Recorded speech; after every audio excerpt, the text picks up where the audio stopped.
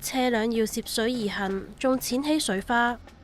雖然打完風，但係本港天氣仍然持續不穩。天文台喺星期二夜晚8點一度發出黃色暴雨警告，其中赤柱近龍德苑對開水浸，一名城巴乘客指佢所乘搭嘅城巴前面有一架專線小巴死火停咗喺水入面，城巴一開車就失控流前撞到小巴，城巴安全門玻璃破裂，赤柱環角道來回方向近龍德苑全線一度封閉。除咗赤柱，九龍區亦冇幸免。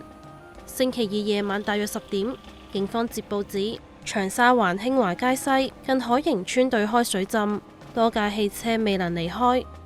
10分鐘之後，警方再接報麗景村對開荃灣路、麗寶路往荔枝角支路、葵涌道近瑪嘉烈醫院橋底亦出現水浸，水深甚至浸上半個車胎。